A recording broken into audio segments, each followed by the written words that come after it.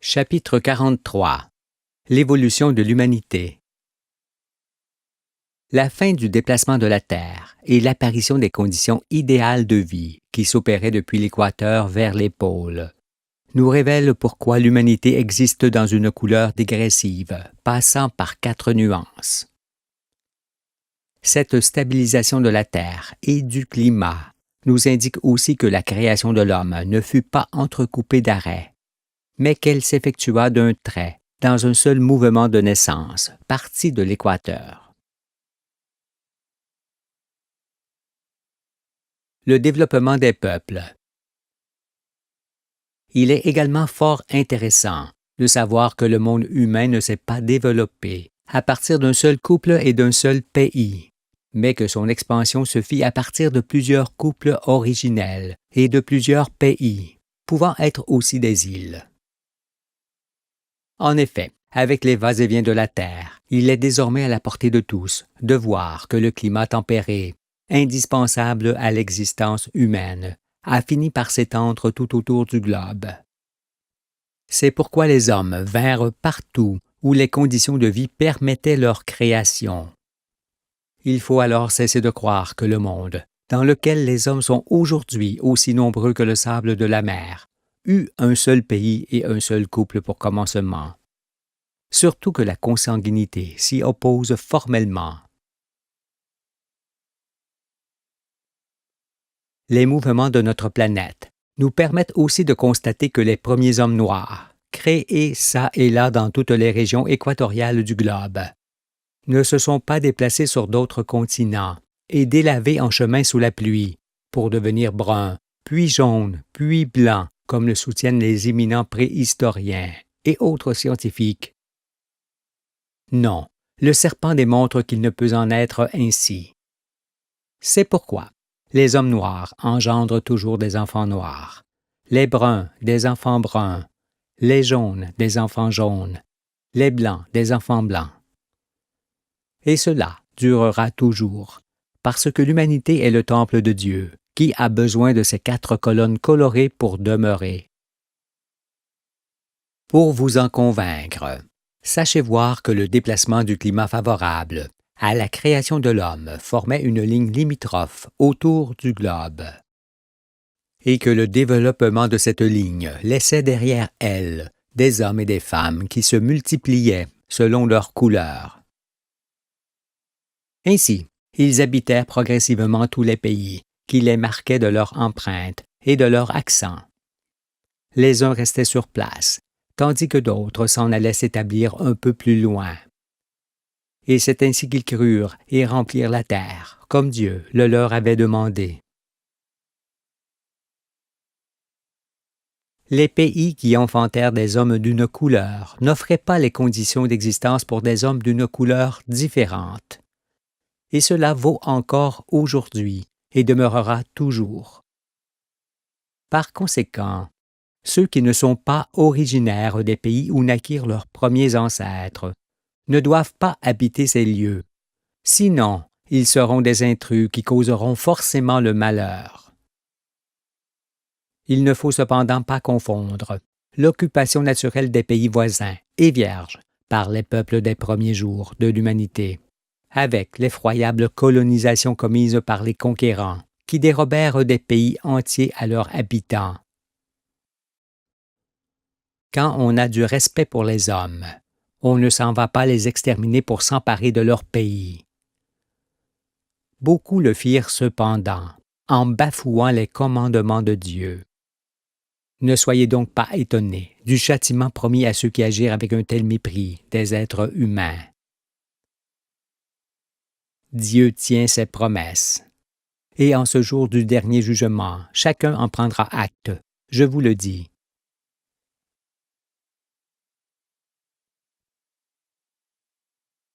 L'unité des peuples. Que la seule couleur dégressive et ininterrompue de l'humanité vous fasse entendre pour toujours qu'il n'y a point de race supérieure ou inférieure à une autre, car Dieu a créé tous ses enfants avec le même amour. On ne peut être au-dessus de ses frères que pour les exploiter, ou pour détruire la terre et faire mourir ses habitants. On ne peut nullement être supérieur pour faire vivre, car chacun sait ce qui permet de vivre dans son pays, depuis la création du monde. Et s'il plut à Dieu de créer ses enfants dans des couleurs qui correspondent au milieu naturel duquel il les a tirés, c'est pour que chacun d'eux puisse reconnaître son pays, son peuple, sa race et préserve son intégrité. Les 4 nuances de la couleur humaine mettent en évidence que les individus furent créés successivement avec leurs précieuses différences. Celles-ci sont en effet nécessaires pour que les aptitudes des uns et des autres s'ajoutent pour former un corps plus grand, une tribu par exemple, pour qu'il soit en mesure de vivre en harmonie avec son milieu naturel.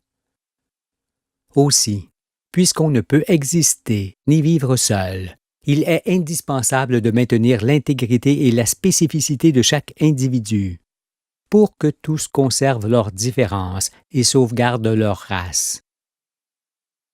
Pour qu'il en soit ainsi, il faut aimer et entretenir ces indispensables différences, en s'abstenant d'uniformiser les pensées par une culture unique et d'uniformiser les corps par des mariages illicites.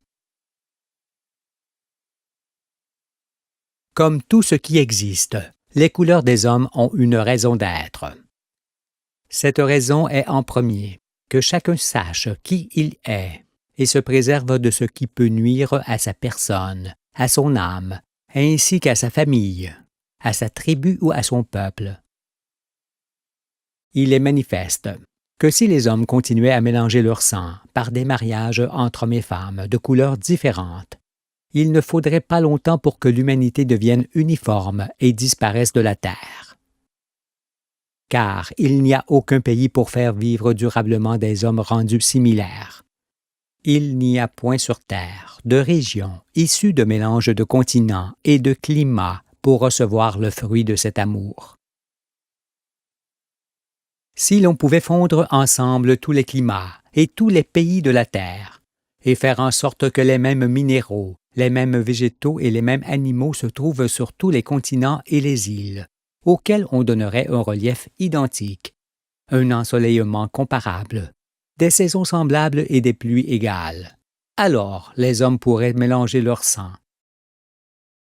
Mais puisque nous ne pouvons uniformiser les sols, les climats et tous les éléments qui composent les conditions de vie, abstenez-vous formellement des mariages qui suppriment les races par la descendance, en amenant de la sorte, et plus ou moins vite, l'extinction de toute l'humanité sur notre jeune terre.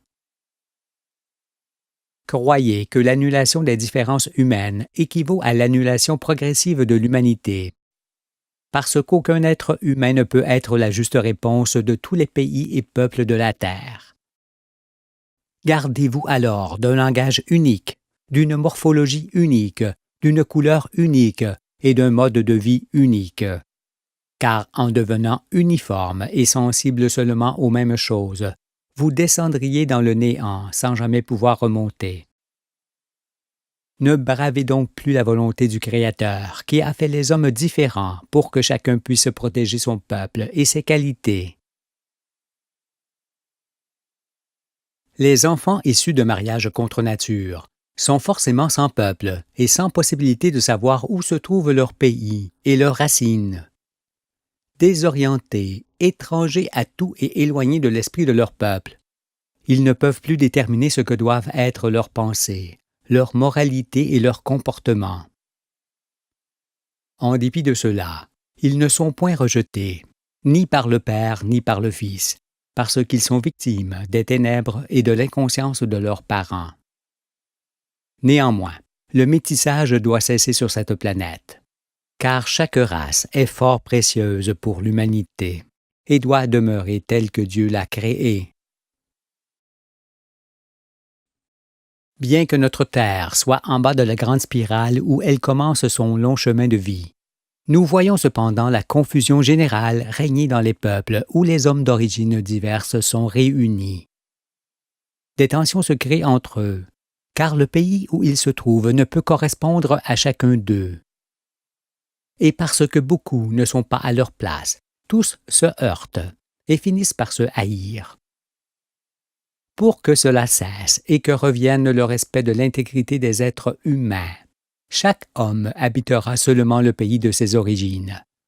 Ne point le faire serait transgresser volontairement la loi du Tout-Puissant et apporter sur soi le châtiment, celui qui va être donné. Toutefois, ce que l'on dit sur les travers consécutifs au mariage illicite ne s'applique pas aux peuples riverains appartenant à des ethnies identiques, parce que les frontières que l'on trace sur le sol et qui les séparent ne font point d'eux des gens différents. Ayant un esprit semblable, des besoins similaires et correspondant aux mêmes conditions de vie, les gens de ces peuples peuvent alors, sans dommage, se marier entre eux et procréer. Le grand désordre qui résulte du mélange des populations et du sang mêlé s'accroît considérablement dans ces derniers instants du monde. Mais ne provient-il pas de ceux qui règnent dans les nations depuis l'Antiquité, en conduisant les peuples dans la guerre, le mythe, le mensonge et la fausseté? C'est cela même, et beaucoup profitent de l'immense faiblesse spirituelle qui en découle pour asseoir leur domination sur d'autres peuples par la force, l'économie ou l'idéologie. Leur succès leur fait alors croire qu'ils appartiennent à une race supérieure, devant forcément régner sur le monde entier.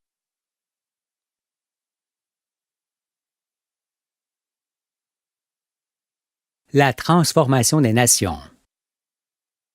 Les hommes doivent veiller à s'élever par l'esprit pour ne pas dégénérer et faire disparaître l'humanité. Mais comment vivaient-ils au début de leur existence? Lorsqu'ils apparurent dans la pureté des commencements, on conçoit aisément qu'ils étaient purs eux-mêmes et semblables à des enfants jouant dans le jardin. Leur cœur était forcément bon, leur esprit n'était pas encore corrompu. Ils n'étaient pas belliqueux et ne se faisaient point la guerre, surtout qu'ils évoluaient dans de grands espaces où abondaient les animaux. Peu nombreux encore, ils s'associaient pour se procurer leur subsistance et faire face à l'adversité. Mais féconds, ils augmentaient rapidement leur nombre, car le besoin de la présence humaine se faisait fortement sentir en ces temps-là. Comme les oiseaux surent toujours faire leur nid, les hommes, qui sont au-dessus de tous les êtres, surent bâtir leur maison depuis qu'ils vinrent au monde. Il n'y a jamais eu pour cela d'hommes des cavernes, comme les anthropologues l'affirment, mais seulement des cavernes et des grottes se trouvant sur l'itinéraire de groupes humains qui se déplaçaient et qui les empruntaient, lors d'une chasse par exemple. Par mauvais temps, les gens de ces tribus primitives se plaisaient à dessiner les animaux sur les parois de la grotte qui les abritait, pour laisser une trace durable de leur passage, comme se complaisent toujours à le faire les navigateurs qui peignent joliment leur embarcation sur les murs de certains ports, où ils font étape, ou dans lesquels ils s'abritent durant un moment. Anciennes ou récentes, ces peintures murales ont toutes pour but de témoigner d'un passage et de rivaliser d'esthétique avec celles qui les ont précédées. C'est pourquoi, quand les premiers hommes s'abritaient dans une grotte, ils se sentaient obligés de dessiner des animaux pour montrer leur talent, mais aussi pour se prouver à eux-mêmes qu'ils étaient au-dessus de tout, et notamment des bêtes dont ils se nourrissaient. Depuis toujours, on connaît l'homme à ses œuvres. Et c'est en raison de cette évidence que nous imaginons fort bien les hommes originels s'appliquer à peindre, avec leurs épouses et leurs enfants, ces magnifiques figures rupestres que nous pouvons encore contempler de nos jours. Ce besoin pour l'homme de témoigner de sa propre existence est aussi l'origine des dolmens, des pyramides et autres constructions symboliques, car ces ouvrages sont des traces voulues par ceux qui désiraient ardemment laisser une empreinte indélébile de leur présence sur Terre. On comprend également que les hommes originels vivaient en famille, en tribus et en peuples, délimités par leur langage qu'ils ne cessaient de développer. Dans leurs pays respectifs, tous se comprenaient. Pendant les premiers millénaires qui furent nécessaires à leur formation, ils vivaient dans l'Éden. Aussi, chaque peuple, sur son continent ou sur son île, évoluait dans la sérénité et en harmonie avec les éléments. Il n'y avait pas de misère ni de souffrance. La maladie n'existait quasiment pas.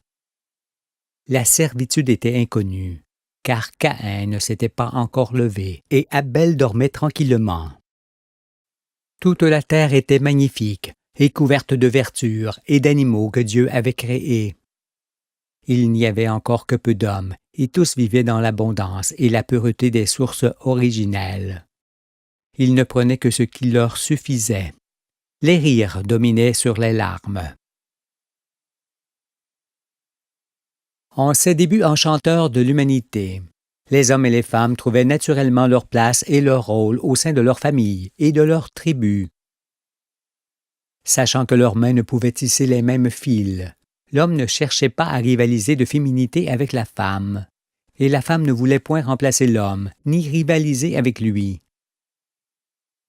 Non, ce n'était point encore la confusion des genres, car Adam et Ève savaient que leur différence était la source de leur amour, duquel ils puisaient leur force et leur joie.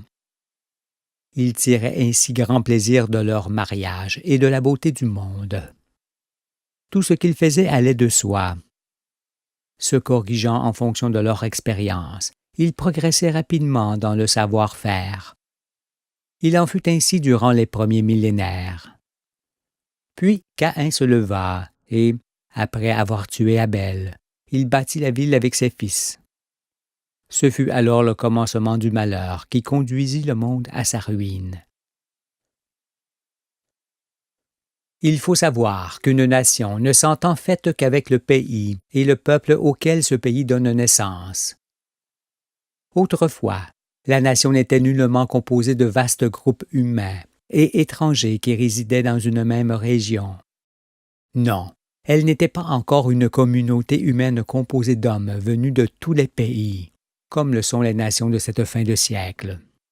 Elles étaient faites par un peuple composé de tribus originaires des lieux et parlant la même langue. Il n'y avait point de chef autoritaire dans les commencements du monde, ce qui signifie aussi point de subordonnés. Tous étaient semblables et formaient ensemble leurs projets. Personne n'était esclave, ni aux ordres de quiconque. Ils étaient tous libres comme les oiseaux, les différences étant appréciées. La fraternité allait de soi. Les hommes des origines étaient forcément simples, purs, chaleureux et fraternels. Et leur nation, au contour défini par la langue du peuple, était à leur image. Elles étaient fort différentes encore de ces nations du soir du monde, de ces domaines délimités par des frontières factices à l'intérieur desquelles on assiste au massacre des habitants. Ce ne sont pas des nations, ce sont des entreprises de destruction, nées des ténèbres et des habitudes de guerre, car on y défigure les sites. Le pays est pillé, saccagé, dévasté, pollué.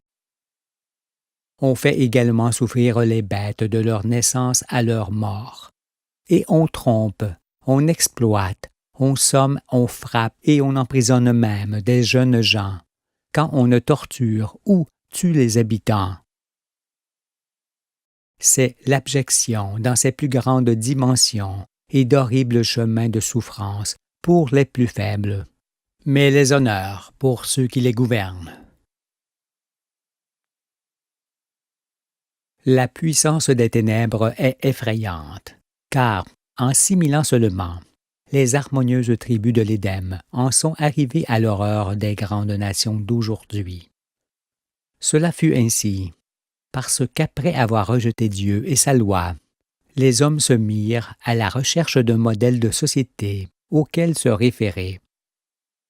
Et vous êtes toujours à la recherche de ce modèle, parce que vous voyez que, quoi que vous fassiez, cela débouche toujours sur l'injustice, la destruction, la guerre et le malheur. en ayant un veau d'or pour Dieu et de méchants fanfarons pour directeurs. Il ne peut en être autrement toutefois. Car c'est toujours le règne des malfaiteurs et des calamités qu'il apporte, en condamnant ainsi les générations futures. Admettez ce que je vous dis, car depuis que Caïn tua Abel, son frère, il n'y a jamais eu d'autre façon de vivre que celle imposée par les incirconcis et le veau d'or qu'ils servent. Et vous êtes depuis toujours conditionnés à vivre ainsi, sans pouvoir envisager un instant de vivre autrement. Convenez-vous cependant que si une manière d'être et de se comporter conduit le monde au désastre, c'est qu'il existe obligatoirement son contraire. Je dis, puisque les sociétés de ce monde sont des associations de gens sectaires, vaniteux et bornés, qui conduisent inéluctablement le monde à sa fin, c'est qu'il existe une autre façon de vivre, qui laisse intacte la terre et ses habitants. Et c'est vers cette autre façon de vivre que je vous emmène.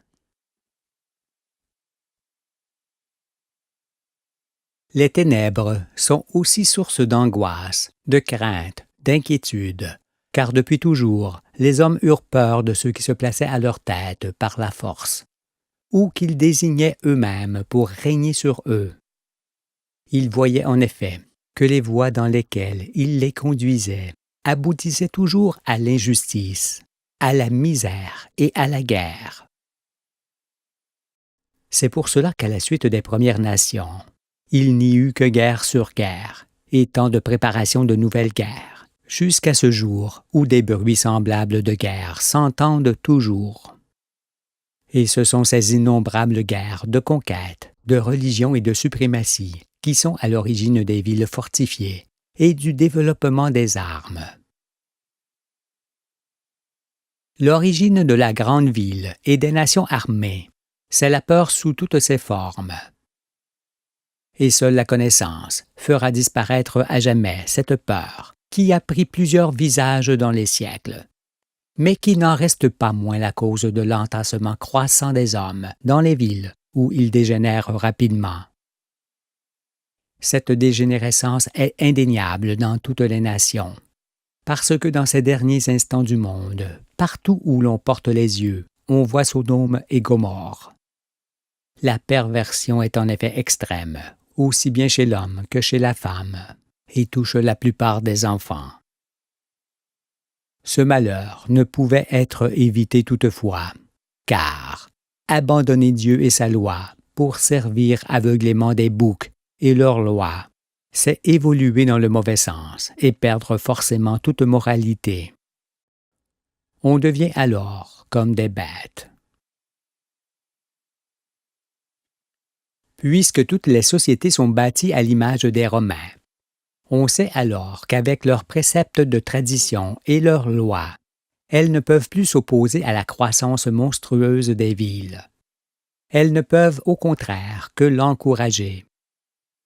Aussi, en poussant l'extension des villes à l'extrême, il apparaît qu'elles finiraient par se rejoindre toutes, en n'en formant plus qu'une seule, qui recouvrirait tout le territoire. Déjà, en divers pays, plusieurs grandes villes ont opéré leur jonction, en accroissant encore plus leur monstruosité. Les champs disparaissant un peu plus chaque jour, en arriverait-on alors à élever les vaches, les brebis, les chevaux et tout le bétail sur des barques attachées le long des côtes? Leur donnerait-on à manger l'écume des vagues? Produirait-on du grain, des légumes, des plantes potagères et des fruits sur les cimes des montagnes? Jusqu'où ce développement forcené des villes et de l'habitat irait-il si rien ne l'interrompait?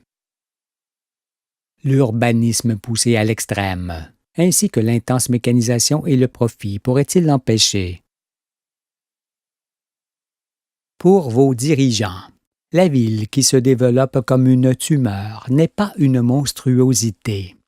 Elle est au contraire l'avenir heureux de l'humanité. On voit alors les plaines et les vallées, ainsi que les plus beaux champs que l'on cultive, se couvrir rapidement de ciment, de bitume, de bâtiments, de fer et de machines de fer. Soyez rassurés cependant, car ni vous ni vos enfants ne verrez d'élevage le long des rivages, ni de culture de blé sur les sommets. Cela n'arrivera pas, parce que déjà la pollution qui souille tout et détériore le climat, ainsi que l'intense déboisement, la disparition des espèces, l'appauvrissement des ressources minérales, l'épuisante course à l'argent, l'escalade dans l'armement suscitée par la défense des intérêts, et auxquelles choses s'ajoute la guerre, la misère, la dénaturation, la prolifération des pauvres et la multiplication des maladies foudroyantes et incurables que ces choses amènent, en appellent déjà à l'étang de feu, qui est la seule puissance pouvant mettre un terme à toutes ces calamités. Parce que l'humanité voulut évoluer seule, sans Dieu, le monde est déjà au bord de cet holocauste, annoncé depuis toujours, et il aura lieu. Vous pouvez alors abandonner vos idéaux et vos projets politiques quels qu'ils soient, parce qu'ils sont en dehors de toute réalité. N'est-il pas en effet utopique de croire que ce monde citadin, éloigné de la nature, qui s'enfonce toujours plus vite dans le néant et l'horreur, est un monde qui durera toujours? Ceux qui vous gouvernent, en aggravant toujours plus les calamités, vous en persuadent cependant. Ils vous entraînent aisément dans leur voie, parce que l'utopie dans laquelle ils se baignent pour s'en parfumer est un moyen efficace pour cacher leur odeur et vous faire marcher à leur côté. Aussi, plus personne ne s'aperçoit que les sombres nuages annonciateurs de cette terrible épreuve sont les conséquences de la transgression de la loi de Dieu, apportée par Moïse. Ésaïe vous recommande cependant de vous méfier de ceux qui vous gouvernent et vous entraînent dans leur propre voie. Il dit: cessez de vous confier en l'homme, dans les narines duquel il n'y a qu'un souffle, car de quelle valeur est-il? Pour mesurer leur valeur, examinez un à un ceux qui règnent dans les villes et les nations du soir du monde. Vous ne trouverez en eux que des ossements secs, dépourvus de chair, parce qu'ils sont morts. Placez donc votre salut dans le Fils de l'homme, dont la parole est parole de l'Éternel. Vous n'en avez point d'autre. Car votre raison de vivre se trouve dans la ville sainte du royaume, vers laquelle il vous conduit avec la connaissance, et dans votre âme qui vivra tout au long du chemin de la vie. Veillez alors à écouter celui qui donne ses jours pour montrer la voie du salut, en pensant que si un seul chef de peuple peut aujourd'hui anéantir le monde entier avec les armes dont il dispose, c'est aussi qu'un seul, le Fils de l'homme, le sauvera avec d'autres armes. C'est ici la justice de Dieu